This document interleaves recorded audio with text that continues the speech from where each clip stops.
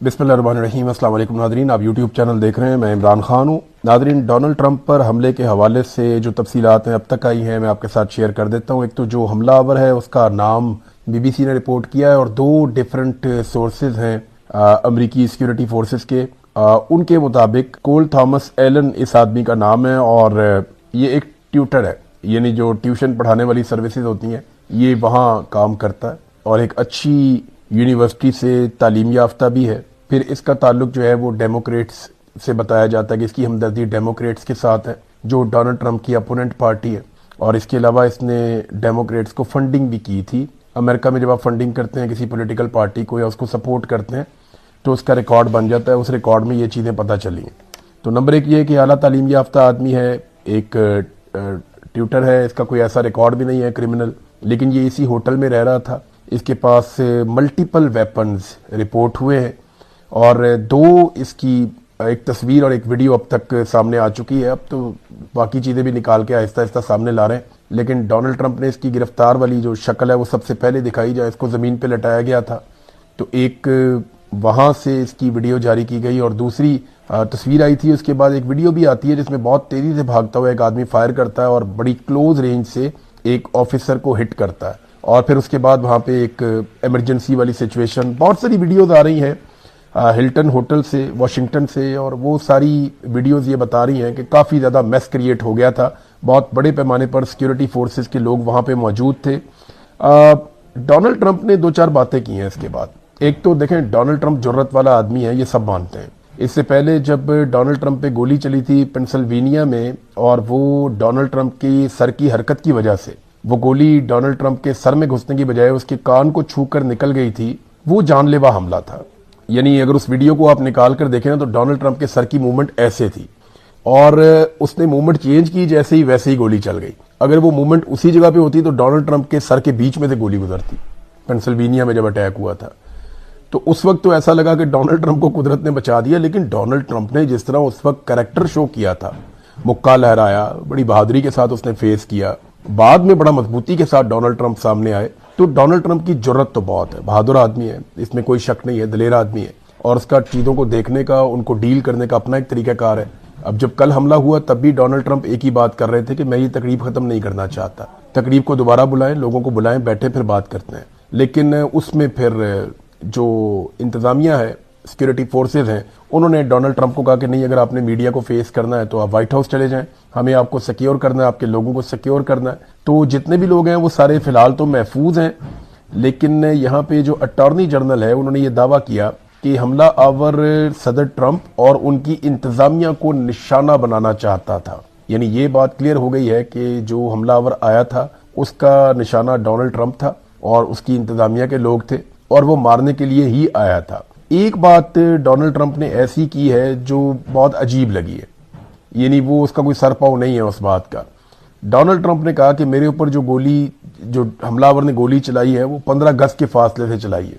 अब Donald Trump से 15 गज से ज़्यादा फासले पे तो वो कैमरामैन था जो वीडियो बना रहा था, और 15 गज का फासला तो ये पिस्टल की गोली के लिए या ये जो गोलियां चल रही थी उनके लिए कुछ भी नहीं होता। तो डोनाल्ड ट्रंप के पास जो आवाज़ आई थी गोली चलने की वो भी इतनी ज़्यादा तेज़ नहीं थी, बल्कि उस कैमरे के अंदर जो आवाज़ आई थी वो भी इतनी ज़्यादा तेज़ नहीं थी।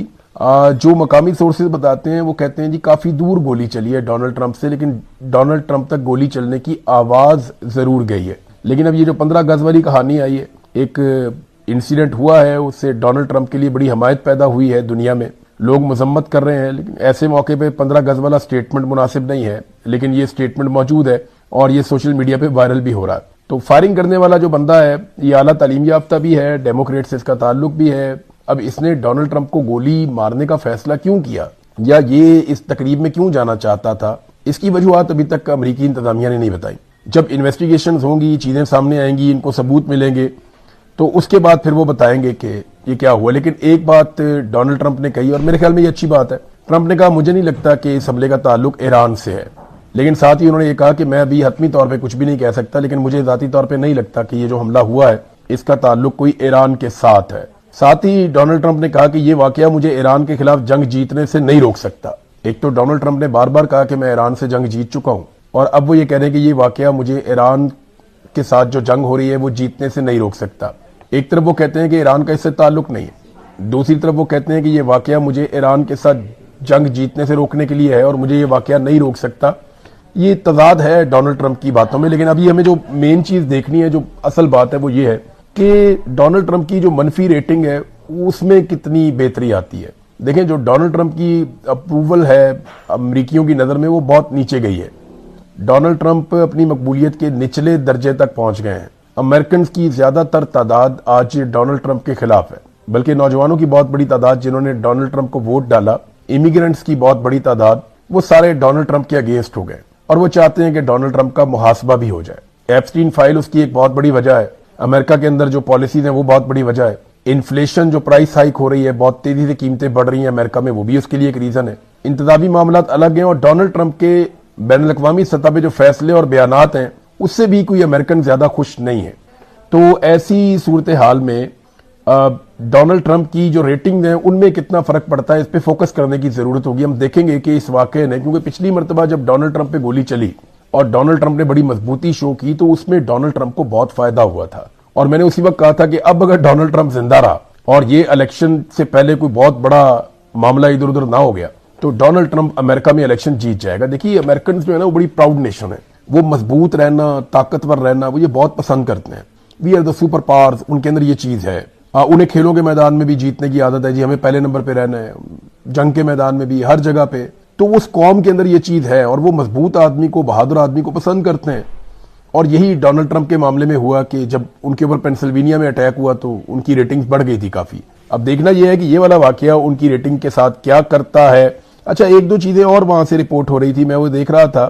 ایک تو لوگ شراب کی بوتلیں اٹھا کر لے جا رہے ہیں، خاص طور پہ خواتین صحافیوں کی کچھ ویڈیو وائرل ہوئی کہ وہ وہاں پہ تقریب میں شراب کی بوتلیں بعد میں وہ اٹھا رہے تھے، کیونکہ دیکھیں تقریب کے اندر سرو کیا جاتا ہے لوگوں کو، اور ویسے یہ تقریب ہوتی ہے وائٹ ہاؤس کورسپونڈنٹس کی جانب سے، یعنی وہ آپس میں چندہ کر کے صدر کو اس میں بطور مہمان بلاتے ہیں۔ یہ کوئی صدر پیسے نہیں دیتا اس کے، تو صحافیوں کے ہی پیسے تھے اس میں مبینہ طور پہ، اور یہ ایک ڈنر تھا جس میں صدر کو مدعو کیا گیا تھا، پھر گولی چلتی ہے اور ڈنر کینسل ہو جاتا ہے۔ اب صحافی تو وہاں پہ بڑی دیر تک موجود رہے، تو ٹھیک ہے جس کے ہاتھ جو چیز آئی، اب ایک ہی طرح ہوتا ہے معاملہ، بہرحال ان کے لیے کوئی شراب حرام تو نہیں ہے، انہوں نے وہاں سے ایک ایک بوتل اٹھا لی۔ کچھ لوگوں نے، کچھ لوگ تنقید کر رہے ہیں، کچھ لوگ تعریف کر رہے ہیں، کچھ لوگ یہ کہہ رہے ہیں کہ جناب ان کا اپنا پیسہ لگا ہوا تھا، وہ لے جائیں یا نہ لے جائیں، اس سے کسی کو کیا فرق پڑتا ہے۔ بہرحال یہ اس کے اوپر بڑی نکتہ چینی ہو رہی ہے کہ جس جگہ پہ کچھ دیر پہلے گولی چلی ہے اور ان کے صدر کی اور انتظامیہ کی جان خطرے میں تھی، اس کے بعد وہاں پہ صحافیوں کا رویہ کس طریقے کا تھا۔ اب آ جائیں ناظرین خطے کی طرف واپس، تو سب سے پہلی جو چیز ہوئی ہے وہ یہ کہ عراقچی پاکستان میں واپس پہنچ گئے ہیں، ایرانی وزیر خارجہ، لیکن عمان میں انہوں نے عمان کے جو بادشاہ ہیں ان سے ملاقات کی۔ ایران کے اور عمان کے بڑے شاندار تعلقات ہیں اور پاکستان کے بھی عمان کے ساتھ بڑے اچھے تعلقات ہیں۔ عمان گلف ممالک میں ایک واحد ایسا ملک ہے جس نے بڑی مضبوط پوزیشن لی ہے اس لڑائی کے دوران، یعنی عمان کسی کے پریشر میں نہیں آیا۔ عمان نے نہ امریکہ کا پریشر لیا، نہ خلیجی ممالک کا پریشر لیا، نہ اسرائیل کا پریشر لیا، نہ ایران کا پریشر لیا۔ عمان اپنی پالیسی کے ساتھ چلا اس لڑائی کے بیچ میں، اور سب سے کم نقصان بھی عمان کو ہوا اور اس کے قد میں کافی اضافہ بھی ہوا کہ عمران خان صاحب کا جو ٹویٹر ہینڈل ہے یا جو ایکس کا ان کا اکاؤنٹ ہے وہ بند کروا دیا جائے۔ یہ کوشش کرتے ہیں کہ کسی طرح وہ بند ہو جائے، اس کے لیے شکایتیں بھی کرتے ہیں، اس کو بند کروانے کے لیے اپروچ بھی کرتے ہیں مختلف لوگوں کو، یعنی وہ جو اپلیکیشن ہے اس کی انتظامیہ کے ساتھ بھی رابطہ کرتے ہیں، لیکن وہ نہیں کر پاتے۔ پھر پاکستان کے اندر ڈھونڈتے ہیں، ہر ایک سے پوچھتے ہیں کہ یہ کون چلاتا ہے، یہ کہاں سے چلتا ہے، اس کو پکڑو، اس کو بند کرواؤ، لیکن آج تک عمران خان صاحب کا جو ٹویٹر ہینڈل ہے اسے اسٹیبلشمنٹ نہ مینج کر سکی ہے نہ بند کر سکی ہے۔ تو اس سے انہیں بہت خوف ہے، کیونکہ عمران خان صاحب کا جو بیانیہ ہے وہ جتنی شدت سے ان کی ساری پارٹی مل کر اٹھاتی ہے، ان کا اپنا اکیلا ٹویٹر اکاؤنٹ اس سے زیادہ شدت سے یہ معاملہ اٹھا دیتا ہے، اور پھر سوشل میڈیا سارا عمران خان صاحب کے ساتھ ویسے ہی کڑا ہے۔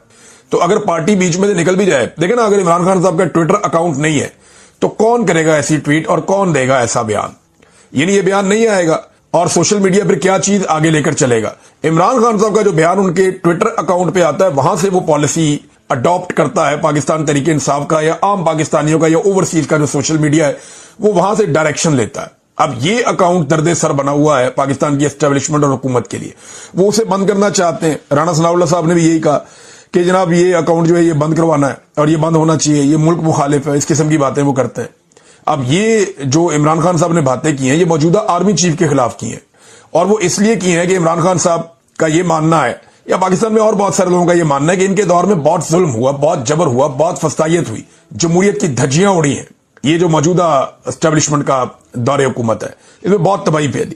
بہرحال عمران خان صاحب کو توڑنے کی کوشش میں تو یہ بار بار ناکام ہوئے. لیکن آپ لڑ کس سے رہے نا, آپ کو ٹریک ریکارڈ دیکھنا پڑتا ہے. اب اس وقت جو لڑائی ہے وہ Imran Khan versus military establishment ہے. آپ دونوں کا ٹریک ریکارڈ اپنے سامنے رکھ لیں.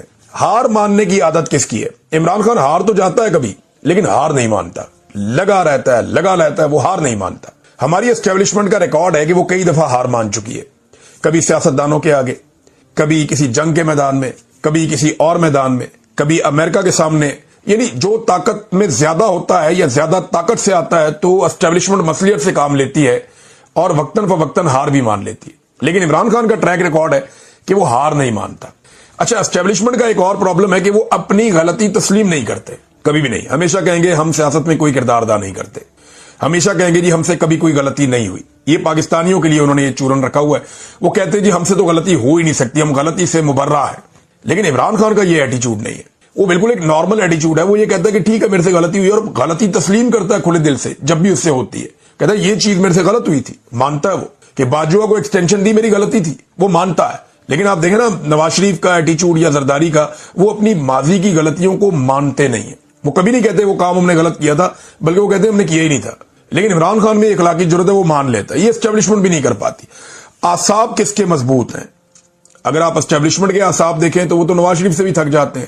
وہ بعض اوقات چھوٹی چھوٹی باتوں سے ڈر جاتے ہیں, پریشان ہو جاتے ہیں, سماعت کبھی ملتوی کر دیں. ان کو پلان ہی نہیں ہے ان کے پاس کچھ.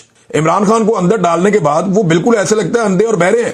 انہیں پتہ ہی نہیں ہے کرنا کیا ہے, آج کیا کرنا ہے, کل کیا کرنا ہے. وہ روز کے روز نیا ڈیسیجن لیتے ہیں, انہیں سمجھ نہیں آ رہی کہ اب کیا کریں ہم. یہ آدمی تو جیل میں جا کے بھی نہیں ٹوٹ رہا, اور عمران خان کے پاس پلان ہے. وہ بہت مضبوط اعصاب کا مالک ہے, اور وہ جیل میں بیٹھ کے بھی بڑا فوکسڈ ہے, بڑا کمپوزڈ ہے, اور وہ اپنا کام دکھا رہا ہے, اور وہ کام چل بھی رہا ہے. یہی پاکستان کے اندر آپ آج سروے کروا لیں عمران خان ورسز اسٹیبلشمنٹ. چلیں کام کرتے ہیں, میں ٹویٹر کے اوپر یہ ایک سروے ڈال دیتا ہوں. میں ایک آدھے ویلاگ کے بعد آپ کو اس کی رپورٹ شیئر کر دوں گا. عمران خان جو ہے نا وہ ٹرینڈ ہی لڑائی کے لیے ہوا ہے. وہ ہے ہی اس طرح کا, اس کی نیچر میں ہے یہ کہ اس کو لڑنا ہے, اس کو مقابلہ کرنا ہے. وہ مقابلے کے لیے ٹرینڈ کیا اس نے اپنے آپ کو بچپن سے آج تک. آپ دیکھیں اس کی پوری زندگی مقابلہ ہے. وہ اپنے آپ سے بھی مقابلہ کرتا چلا ہے, اور اس کو مقابلے کی اتنی عادت ہے کہ آپ اس کو مقابلے کے لیے چیلنج کیسے کر سکتے ہیں. اس وقت وہ اپنی جان دے دے گا اور آپ کے لیے صدیوں کا وبال بن جائے گا, لیکن وہ آپ سے ہار نہیں مانے گا. وہ آپ کے ساتھ مقابلہ کرتا رہے گا. یہ عمران خان ہے اور یہ اس کی پہچان ہے. اب آنے والے دنوں میں نے آپ کو جیسے کہ کہا کہ آرمی چیف کی جو ریٹائرمنٹ ہے اس کے حوالے سے مطالبہ زور پکڑ سکتا ہے. اوورسیز پاکستانی اس کے لیے تیاری کر سکتے ہیں. لندن میں ایک احتجاج کی تیاریاں ہو رہی ہیں, کیونکہ بڑے خفیہ طریقے سے, میں نے آپ کو تھوڑے دن پہلے بتایا تھا کہ شہباز شریف اور آرمی چیف کے لیے ایک ایونٹ ڈیزائن کیا جا رہا ہے, اور بھی 2-3 مختلف وینیوز پہلے رکھے گئے تھے, خفیہ رکھا گیا تھا. ایک بندے کی اسکروٹنی کی جا رہی ہے جن بندوں کو لایا جائے گا, اور یہ کوشش کی گئی ہے اسٹیبلشمنٹ کی جانب سے, ایجنسیوں کی جانب سے, کہ 500 بندہ کسی بھی طرح کر کے وہاں پہ اکٹھا کرنا ہے لندن میں, تاکہ ایک بڑا امپیکٹ کریٹ کیا جائے اور پوری مغربی دنیا میں یہ پیغام جائے کہ جناب عاصم منیر اور شہباز شریف یہ ایکسیپٹیبل ہیں, ان کی ایکسیپٹیبلٹی ہے یورپ میں بھی, مغربی ممالک میں بھی. لہذا یہ بڑا زور اس کے لیے لگایا جا رہا ہے, بڑی کوشش کی جا رہی ہے. لیکن اوورسیز پاکستانی کہتے ہیں جی ہم باہر آئیں گے بہت بڑی تعداد میں, اور ہم مطالبات کریں گے, اور ہم یہ جو لوگ اندر موجود ہوں گے ان کے خلاف پوسٹرز بھی اٹھا کر لائیں گے. آرمی چیف کی ابھی تک کنفرمیشن نہیں ہو رہی, لیکن شہباز شریف صاحب کے بارے میں اب دعویٰ کیا جا رہا ہے کہ وہ ضرور یہ کریں گے لندن میں کوئی پروگرام, اور اس پروگرام کے خلاف اوورسیز پاکستانی کیا کریں گے یہ ابھی اس کی پلاننگ وہ بھی کر رہے ہیں. تو دونوں طرف پلاننگ ہو رہی ہے, دیکھتے ہیں کون کیا کرتا ہے. جو بھی ہوگا وہ اب آپ کو رپورٹ کر دیں گے. اب آ جائیں ناظرین, جو سعودی عرب والا معاملہ یہ ہے کیا, ایک اتحاد ہوا ہے سعودی عرب میں اور پاکستان میں, یہ ایک معاہدہ ہوا ہے. لیکن اس سے پہلے میں آپ کو بتاؤں, یہی شہباز شریف آرمی چیف جب بھی یہ لوگ جاتے تھے سعودی عرب تو ان کو ریسیو کرنے کے لیے کوئی چھوٹا موٹا کوئی گورنر کوئی ایسے کو بندہ آ جاتا تھا, اور چھوٹے وزراء ان کا استقبال کرتے تھے, اور ان کو کوئی خاص اتنا, کیونکہ یہ اکثر جاتے آتے رہتے تھے تو ان کو وہ پروٹوکول اس طرح نہیں ملتا تھا. لیکن اب جب شہباز شریف صاحب گئے تو ان کا پروٹوکول یہ ہے کہ 21 توپوں کی انہیں سلامی دی گئی, فضا میں F-15 جو طیارے ان کے ذریعے سے ان کا استقبال کیا گیا, پاکستان کے جھنڈے جگہ جگہ لہرائے گئے, اور گھڑ سواروں سے ان کا محل کے اندر استقبال کیا گیا, گارڈ آف آنر بھی دیا گیا. یہ اتنا پروٹوکول سعودی عرب نے کیوں دیا؟ کیونکہ اب پاکستان اور سعودی عرب کے بیچ میں ایک معاہدہ ہو رہا ہے, اور اس معاہدے کے مطابق یہ ایک دفاعی نوعیت کا معاہدہ ہے کہ دونوں ملکوں میں سے کسی ایک کے خلاف بھی جب بھی کوئی فوجی جارحیت ہوگی یا کسی ایک ملک کے اوپر حملہ ہوگا تو دونوں ملک یہ تصور کریں گے کہ یہ دوسرے پہ بھی حملہ ہے. یعنی یہ ایک ایسا الائنس ہے. یورپی یونین کے بارے میں یہ ہے نا کہ یورپی یونین کے کسی ایک ملک پہ آپ اٹیک کریں تو وہ سارے مل کر جواب دیتے ہیں کہ جناب ایک پر حملہ سب پر حملہ.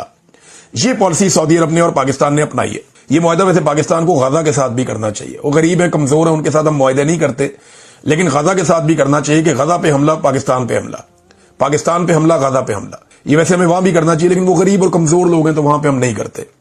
سعودی عرب کے ساتھ ہم نے کیا, اور حرمین شریفین کی حفاظت اس کے اندر ایک ایلیمنٹ بتایا گیا کہ خانہ کعبہ اور مسجد نبوی کی حفاظت بھی پاکستان کی فوج کرے گی. تو ایکچولی یہ کیا ہے, دیکھیں یہ اسی طرح کا